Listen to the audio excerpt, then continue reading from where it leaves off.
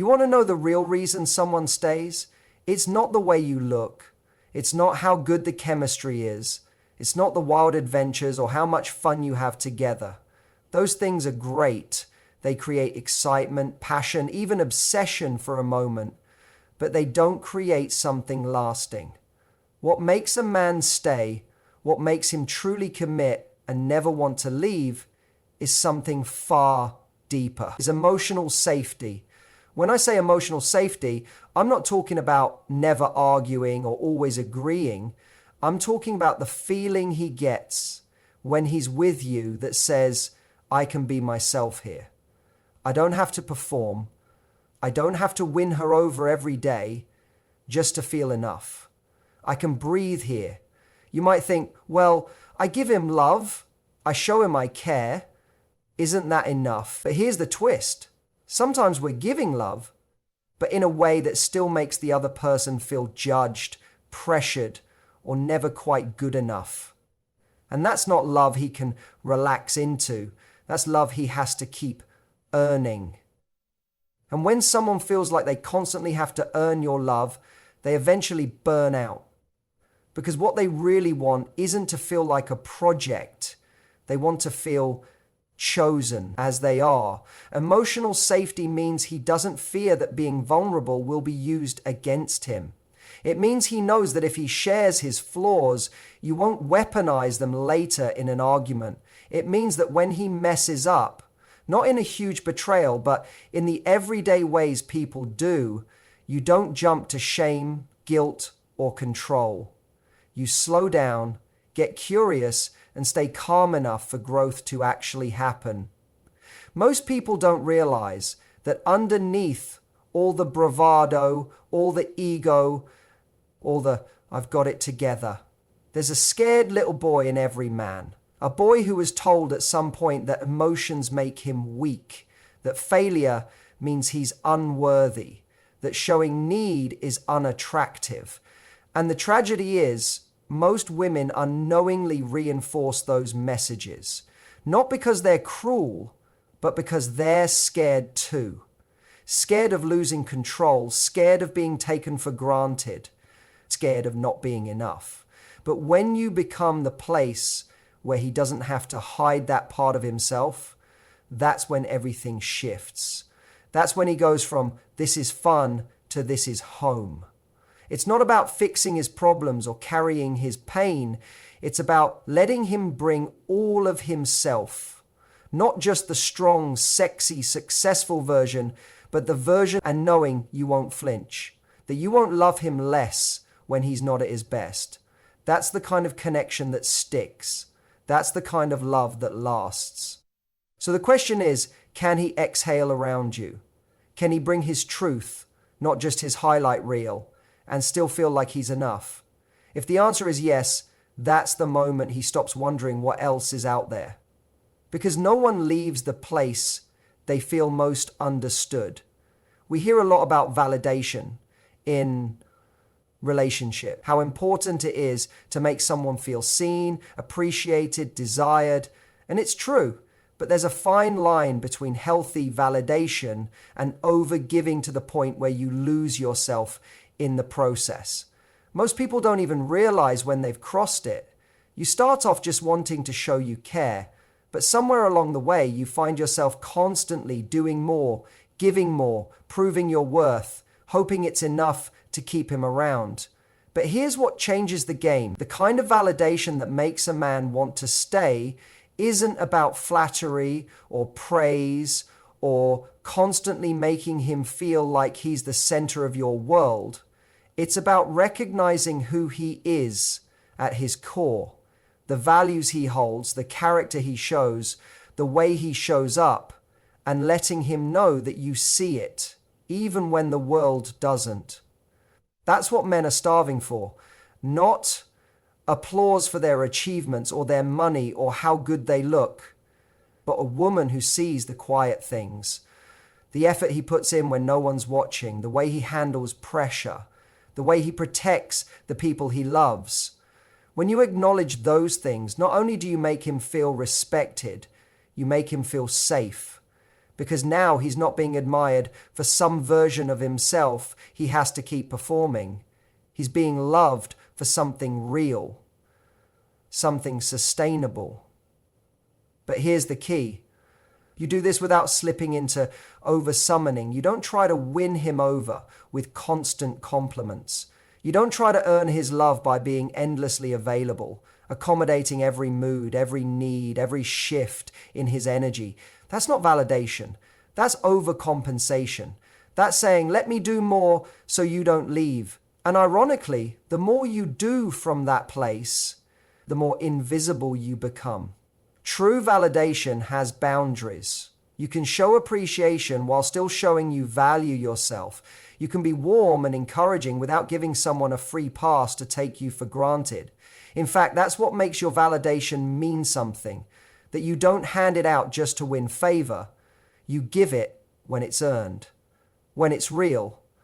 That's what makes it powerful. So many people get stuck in this pattern. If I love him more, maybe he'll finally choose me. But love isn't a transaction. You don't trade effort for affection. And if you're constantly giving more than you're getting, hoping that he'll eventually match your energy, you're not validating him. You're abandoning yourself. When you show up with genuine admiration and pair it with self-respect, that's magnetic. That's what makes a man stop and think, she sees me and she values herself enough not to chase me. That's rare. And people don't walk away from rare. So yes, validate him. Make him feel appreciated. But do it from a place of strength, not fear. From abundance, not anxiety. Because the moment you stop trying to convince someone you're worth loving is the moment they start realizing you always were. You know what's rare these days? Peace. Real, grounded, emotional peace. The kind that quiets the noise in someone's head. The kind that makes you feel like the world can be spinning out of control, but you've got this one person who brings you back to center. That's what keeps someone coming back. Not just excitement, not just passion, but peace. When a man finds that in you, when you become the calm in his storm, it changes everything. When a man finds that in you, when you become the calm in his storm, it changes everything. Life is already filled with chaos. There's pressure at work, expectations from family, unresolved fears he probably doesn't even talk about. Most of the time, he's just trying to hold it together. And what he doesn't want is to come home to more chaos, more judgment, more performance. He's not looking for another person to fix him. He's looking for someone who helps him breathe. This doesn't mean you have to be quiet or suppress how you feel. It means you bring emotional composure. You regulate your own reactions instead of letting every fear explode into drama. You know how to sit in discomfort without turning it into a crisis. That doesn't make you passive, it makes you powerful. Think about it. How often do relationships spiral simply because neither person knows how to manage their own emotions? One person gets triggered, the other gets defensive, and suddenly a small issue becomes a massive blow-up. But when you can hold space, when you can say, I'm upset, but I'm not going to attack. I want to understand before I react. That's strength, that's maturity, that's safety. And safety is what he'll crave more than anything else. You become the person he wants to call when something goes wrong, the one he opens up to when life gets heavy. Not because you solve everything, but because your energy is steady. You're not always trying to control the outcome. You're focused on connection, on truth, on staying grounded even when things feel uncertain. But here's the catch. You can't be that calming presence if you haven't found that peace in yourself first. If you rely on him to regulate your emotions or need him to act a certain way just so you can feel okay, you end up becoming part of the chaos. You can't be his anchor if you're sinking too. This is why self-awareness is so attractive. When you understand your triggers, when you take responsibility for your healing, when you know how to soothe yourself instead of needing someone else to do it for you, you walk into a room with a different energy. It's calming, it's magnetic, and people feel it. You don't have to always have the right words. You don't have to be perfect. But when your presence makes someone feel more stable, more grounded, more clear, that's the person they'll fight to keep close. That's the person they trust. And trust, that's what builds love that actually lasts. So if you want to be unforgettable, don't just be the thrill, be the peace they didn't even know they were looking for. Because once someone feels safe in your presence, they'll never want to feel the world without you again, becoming the person you want to be, the king of your immersion. This is one of the biggest myths in relationships, is that the only way to get what you want is to demand it, to lay down the rules, to set ultimatums, to constantly remind someone of what they're not doing. But here's the thing. People don't grow from pressure. They grow from inspiration. And the people who truly stay, not just physically, but emotionally, mentally, wholeheartedly stay because they want to rise, not because they were forced to. This is where real power comes in. Not from trying to control someone, but from knowing how to set standards that invite greatness.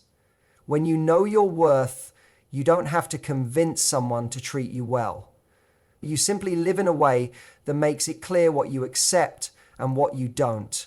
And people either rise to meet you or quietly remove themselves. And either outcome is a gift. The mistake a lot of people make is thinking that setting standards means being cold or rigid. It doesn't. It means you love openly, but with clarity. You can say, I love quality time, without accusing someone of neglect. You can say, I need honesty, without launching into interrogation mode. You can say, this is how I feel loved, without making them feel like they've failed. When you express what matters to you with warmth and conviction, without hostility, it lands differently. It doesn't feel like punishment. It feels like a challenge they want to meet. And men, believe it or not, want that challenge. Not from a place of ego, but from purpose. They want to feel like the woman they're with makes them better. Not because she nags or shames, but because being with her reminds them of who they want to be. That's the kind of standard that sticks. Not the kind that's shouted from frustration, but the kind that's lived, quietly and consistently, from self-respect. You don't have to scream your worth. You just have to embody it. Let's say you're dating someone and communication starts slipping. You could chase them down, send 10 texts, beg for attention, and make them feel like a child being scolded. Or you could take a breath, pull back, and let your actions speak. You don't engage in a connection that's inconsistent. You don't make excuses for someone who's not showing up. You say with your energy, this is the level I operate at. You're welcome to join me here, but I'm not dropping to meet you halfway if halfway is below my baseline. And that clarity is what makes people level up. Not always, but the ones who are meant for you, the ones with real potential, they feel that shift. They feel the invitation, and they realize this isn't about control. This is about alignment. So instead of trying to force someone into being the partner you need, focus on being the person who naturally attracts that kind of behavior. Not by changing who you are, but by staying true to what you know you deserve. Because the right person won't feel burdened by your standards. They'll feel motivated by them. And when someone sees your boundaries, not as walls, but as doors to a better version of themselves, that's when they stop looking for exits. They won't want to leave. Because being with you makes them proud of who they are. There's this idea floating around that once a guy likes you, once he's into you, the job is done. that now you can relax and the relationship will just coast from there. But what actually keeps someone fascinated, what keeps them invested long term, isn't just how much you give to them, it's how alive you are in your own life. It's the energy you carry when you walk into a room, not because of how much attention you get, but because you're lit up by something bigger than just the relationship. People talk about mystery like it's this game of playing hard to get or holding back affection. But real mystery isn't about distance, it's about depth. It's about knowing there's more to discover about you. And that happens when you're genuinely passionate about your own world. When you're not just waiting for texts, waiting for plans, waiting for him to lead everything, you're leading your own life. When a man sees that your identity doesn't revolve around him, that you're not just filling space until he shows up, it does something powerful. It commands respect. He starts to admire you, not just as a partner, but as a woman with a vision. Someone who's building something, chasing something, growing every single day. And that admiration, that's what turns into obsession. Because you're not just a girlfriend or a romantic interest. You're a whole universe he gets to explore. But the moment you start abandoning your interests, letting your friendships fade, putting your passions on hold just to be more available, that's when the energy shifts. You become too easy to access, too predictable. Not because you're not enough, but because the dynamic becomes lopsided. You're orbiting around him and he feels it. That gravitational pull is no longer mutual. And without realizing it, he starts to detach. So the challenge is to stay connected to your life. Stay ambitious. Stay creative. Keep pursuing the things that make you lose track of time. Whether that's your career, your art, your health, your friendships, whatever it is that makes you feel most you. Because when you bring that energy back into the relationship, it keeps things alive. It keeps things moving. It keeps you magnetic. And here's what's beautiful about this. You don't have to try to be mysterious. You don't have to withhold affection or play mind games. You just have to keep growing. Because someone who's growing is someone who is constantly evolving. And that evolution makes you endlessly intriguing. Imagine being with someone for 2 years, 5 years, 10 years, and still discovering new layers of who they are. Still being surprised by how much they're learning, creating, dreaming. That's not something you fake. That's not something you manufacture to keep someone interested. That's something you become by never stopping the journey within yourself. So, if you want to hold his attention long term, don't just ask how to keep him interested. Ask how to keep yourself inspired. Because the more you invest in your own life, the more value you bring into the relationship. Not through sacrifice, but through presence, through passion, through purpose. And once a man sees that being with you doesn't mean he's your whole world, it means he's invited into a world that's already full, already beautiful, already in motion, that's when he realizes he'd be crazy to let it go.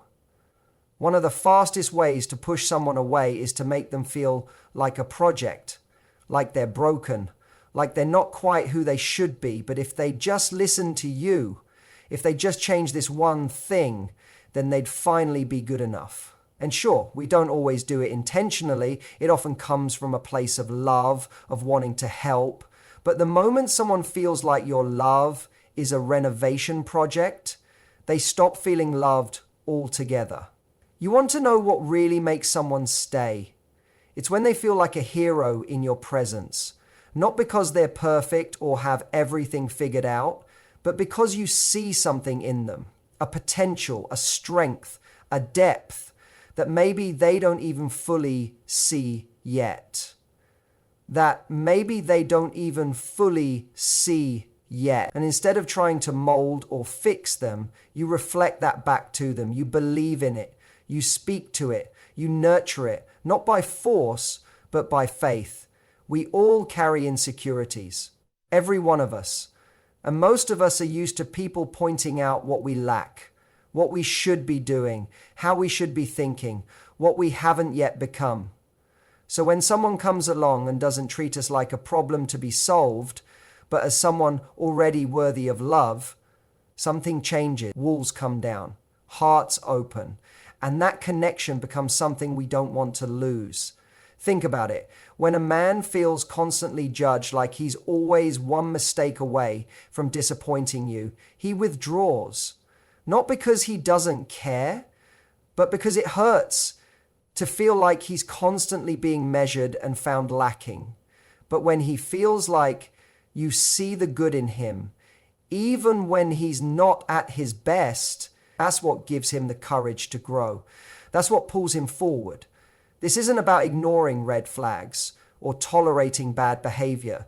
This is about recognizing that growth comes from being seen, not shamed. It's about knowing when to speak truth, but doing it in a way that builds, not breaks. Because when a man feels like your love makes him more himself, when being with you brings out the strongest, most grounded version of who he is, he won't want to be anywhere else. And the best part? This doesn't require any manipulation or strategy. You just become the kind of woman who uplifts by being grounded in her own worth. You don't need to shrink him to feel powerful. You amplify him because your power is already secure. And that kind of love, the kind that builds without controlling, that holds space without fixing, is unforgettable. When you see his strength before he fully sees it himself, you give him something no one else can. And people don't walk away from the place where they finally feel like the best version of who they are.